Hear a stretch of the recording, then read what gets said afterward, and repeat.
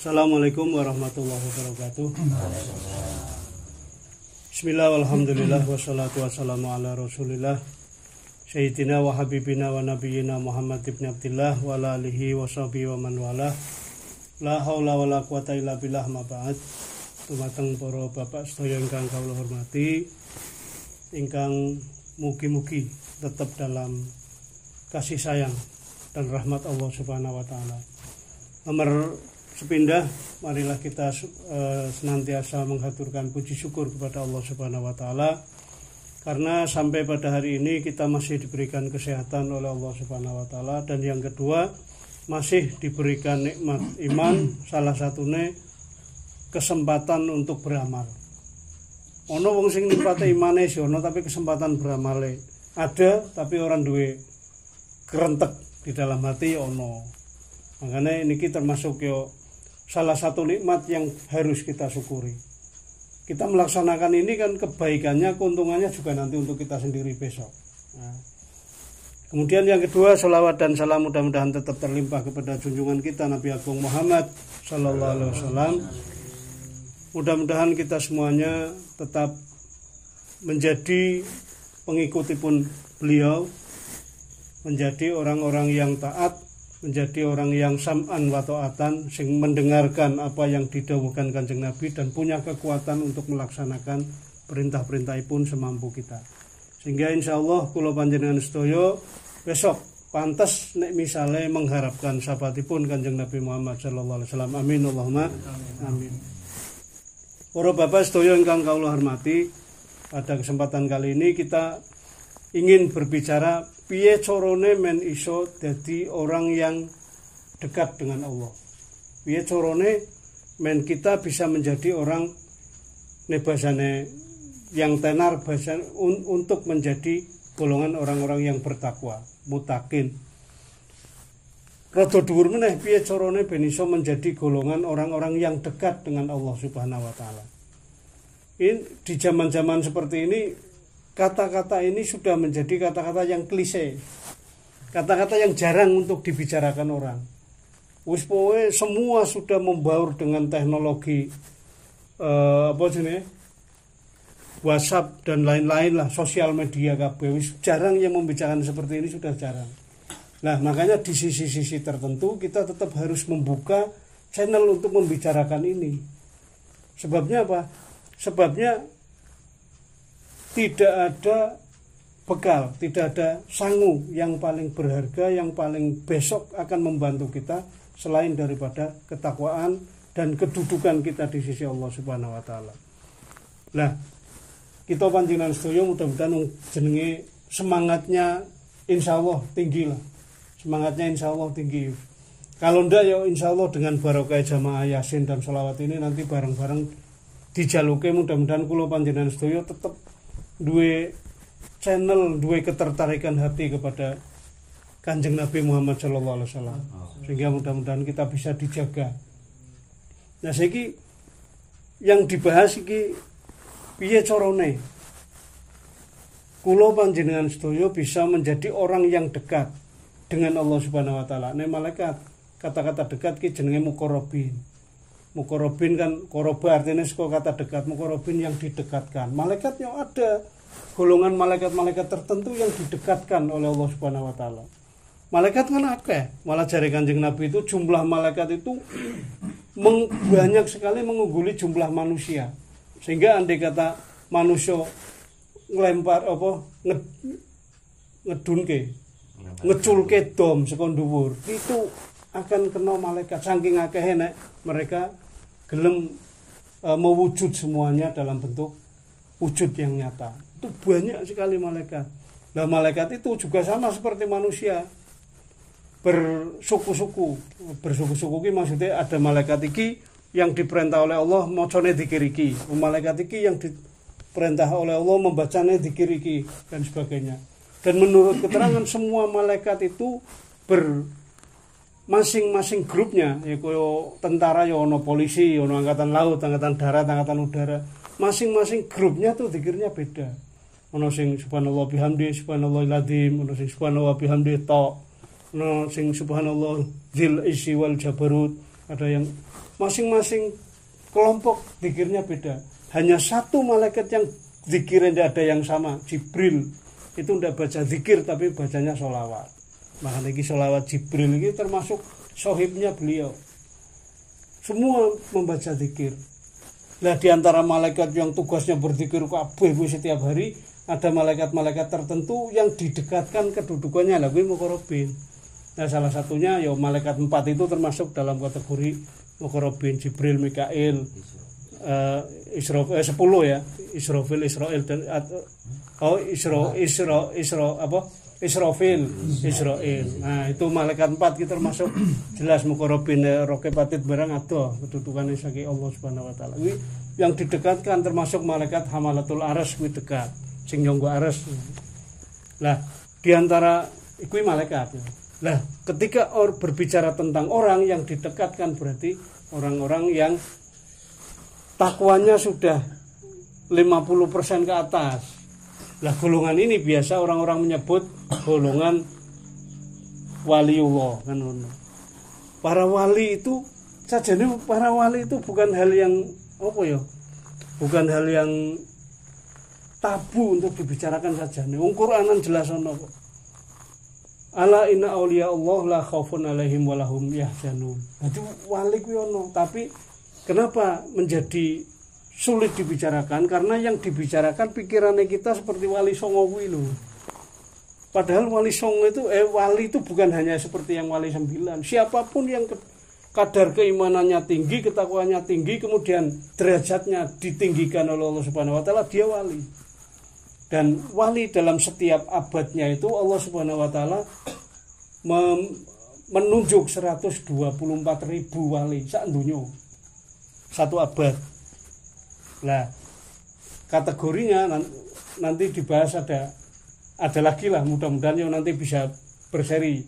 Mungkin kan yang kita bahas piye carane men iso dadi wali kan ngono. Sajane bukan tabu, karena ketika kita berbicara masalah wali, sebetulnya kita berbicara tentang dua tok. Satu, berbicara tentang ketakwaan. Orang bisa menjadi wali pasti ketakwaannya bagus. Ketakwaannya tinggi pasti. Kemudian yang kedua, kenapa orang bisa menjadi wali? Karena dia diberi karunia oleh Allah Subhanahu wa taala, diberikan nikmat oleh Allah Subhanahu wa taala. Sopo sih wong sing diberi nikmat kan sudah diberikan petunjuk oleh Allah dalam Al-Qur'an. Ulaika an'amallahu alaihim minan nabiyyina wasiddiqina wasyuhada wassolihin. Jadi orang-orang yang bukan hanya takwa tok tapi diberi karunia oleh Allah, ya kuwi mau para nabi, terus minan nabiyin wasiddiqin, orang-orang yang siddiqin, kemudian siddiqin wasyuhada, para syuhada dan sholihin. Nah, orang-orang sholihin itu termasuk orang-orang yang kadar ketakwaannya tinggi. Dari orang-orang yang ketakwaannya tinggi itu nanti dipilih oleh Allah Subhanahu wa taala. Allah itu yang milih. Tapi kita tugasnya adalah yang penting kita melakukan apapun yang diperintah oleh Allah sehingga kita bisa menjadi orang-orang yang 50% ke atas itu. Yang penting kita bisa menjadi itu. Lah nanti urusan itu urusannya ditunjuk atau didekatkan oleh Allah, urusannya Allah, kita tidak usah mikir itu. Hanya kita mikirnya piye carane iso menjadi bisa lebih dari 50% itu. Sehingga kita bisa menjadi orang-orang yang bisa menjadi orang-orang yang sudah diambang pintu menjadi waliullah. Makanya seperti Mbah Kiai Muslih Meranggen ya, Futuhiyah, itu mursyid Thariqat Qadiriyah Naksabandi. Itu beliau nanti ngendika, sopone wong sing sudah berbaiat thariqah, itu dia sudah berada di ambang pintu kewalian. Ambang pintu berarti nang ngarep lawang, Pak mlebu apa ora terserah awake dhewe. Kan gitu. Siapapun yang sudah berbaiat, kenapa? Karena ketika sudah berbaiat itu berarti dia sudah ada niat yang sangat tinggi untuk menuju ke 50% ke atas itu. Kan gitu. Lah, intinya di dalam kitab opo kelalen aku. Saya pernah baca tapi sekarang suwe ora diwaca meneh yo kelalen. Di dalam kitab dijelaskan cara untuk mencapai menjadi waliullah itu, menjadi orang yang 50% ke atas wis nek. Kadang-kadang krungu waliullah pikirannya terlalu tinggi, 50% ke atas untuk menjadi orang yang dicintai oleh Allah Subhanahu wa taala itu ada 3. Yang pertama, kita harus melampaui 3 tahapan. Yang pertama tahap syariat, yang kedua tahap thariqat, yang ketiga tahap hakikat. Hakikat ini, di pintu hakikat ini yang nanti ada namanya ma'rifah. Jadi pertama untuk mencapai waliullah, yang pertama adalah kita harus taat syariat. Harus taat syariat di sini.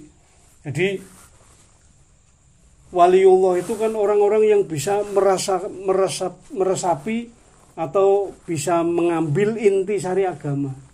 Sehingga dia sudah mencapai kenikmatan iso merasakan kenikmatan agama lah. Sejatine Gusti Allah piye, sejatine awake dhewe diciptakan ki piye, sejatine dan sebagainya lah. Atine anteng. Lah itu tahapnya orang untuk bisa menjadi waliullah itu harus melewati 3 itu. Yang pertama tahap syariat itu. Bodoh kalau misalnya kita mau mengambil permata di tengah laut. Di tengah laut. Permata nang jero nang tengah laut kan jeru. Ketika kita ingin mengambil permata itu, maka yang pertama kali kita harus mempunyai perahu, mempunyai kapal. Lah masalah Pak nang tengah, Pak nglangi ora tekan mesti mati ndalan wong adoh pol laut. Kita harus punya kapal. Lah kapalnya itu yang namanya syariat. Kita naik kapal berarti naik syariat, berarti melakukan syariat dengan baik. Setelah naik di syariat, mempelajari syariat-syariat ora sak kabeh. Syariat-syariat yang inti saja. Misalnya tata cara sholat, kemudian tata cara zakat, puasa, yang wajib-wajib itu minimal harus kita tahu. Kenapa? Supaya kita tidak merupakan orang yang melanggar syariat. Jadi untuk yang pertama tahapnya, dia harus taat syariat, mengikuti apa yang diperintahkan oleh Allah dan berusaha menjauhi yang dilarang Allah. Itu. Nah sesudah itu baik, wis numpak kapal, ayo mlaku, mlampah. Wis munggah nang kapalan, wis melakukan syariat, melakukan sholat sudah, zakat sudah, puasa sudah, haji nek mampu sudah dan sebagainya, meninggalkan larangannya Allah sudah. Kalau sudah, berarti kita sudah kapalnya wis siap mangkat. Nah, jalan ke arah tengah. Lah, pada saat berangkatnya inilah yang namanya thariqat. Adapun berangkatnya ke tengah itu tidak harus pakai kapal. Nek wong sakti kaya Pak Heri iso nglangi numpake apa jenenge? Ban ditarik ke kapal. Enggak apa-apa, sing penting iso tekan tengah. Makanya orang yang mencapai setelah syariatnya bagus untuk mencapai tengah bisa lewat thariqat, bisa ndak. Nah kan gitu. Tetapi yang enak mengawak karena melu kapal kan penak tinggal turun ya iso. Tapi nek ndak lewat kapal bisa yang pakai yang lain. Yang penting di atas syariat dia berjalan. Jadi syariatnya sudah mulai dikencengi. Ya termasuk salah satunya wis mujahadane ya wis luwih timbang orang-orang yang lain. Wis ditambahi sithik. Ndak usah kudu setiap hari, ndak usah tambahi 5 menit, 7 menit, 10 menit, yang penting ada tambahan terus rutin. Setelah sampai ke tengah di atas syariat, nanti di tengah laut itu baru kita turun untuk mengambil hakikat. Setelah kita melaksanakan terus syariat-syariat itu yang kita mampu, nanti kita akan merasakan diri, akan ketok dewe. Jadi ketika kita melakukan ilmu-ilmu Gusti Allah dengan baik, itu sedikit demi sedikit janji Gusti Allah mesti akan dibuka rahasianya, sedikit demi sedikit. Pasti yang buka kuwi Gusti Allah. Bukan jenengan, misalnya kita panjenengan sedaya maca selawat misalnya. Atau maca surat Fatihah wis rutin setiap hari 41 kali. Sudah jenengan maca tok wae ndak apa-apa. Nanti Gusti Allah yang membuka rahasianya sedikit demi sedikit dari kejadian kehidupan nyata. Pasti itu. Nanti jenengan ku akhirnya pikirannya bisa menggatukkan, oh iki barokah iki berarti tekan rene. Dan kemudahan-kemudahan dari Allah itu ada yang berkaitan dengan surat itu.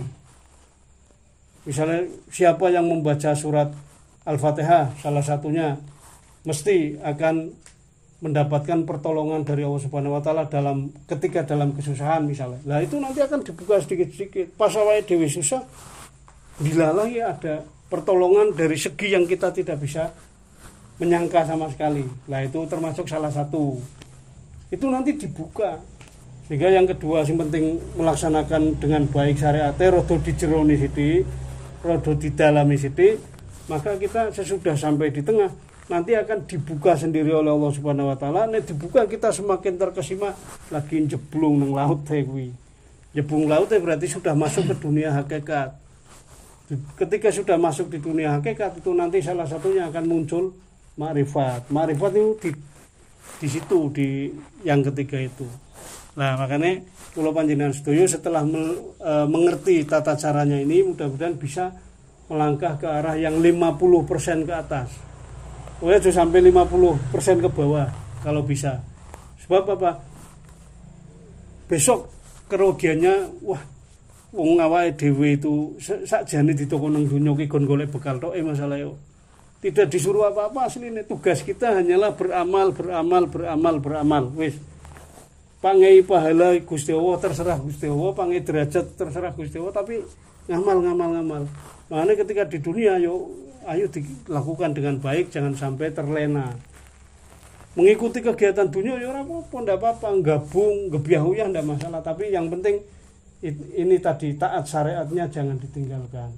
Terutama perintah-perintah yang wajib, perintah-perintah yang menjadi dasar daripada diturunkannya Nabi Muhammad SAW. Itulah mudah-mudahan kita bisa mencapai itu untuk bisa menjadi 50% ke atas dengan barokahnya salah satunya rutinan dan dengan barokahnya sholawat. Mudah-mudahan kita bisa mencapai ke arah sana. Amin Allahumma amin. Mudah-mudahan ada manfaatnya yang sedikit ini. Wallahul muwaffiq ila aqwamit thoriq. Wassalamualaikum warahmatullahi wabarakatuh. Waalaikumsalam.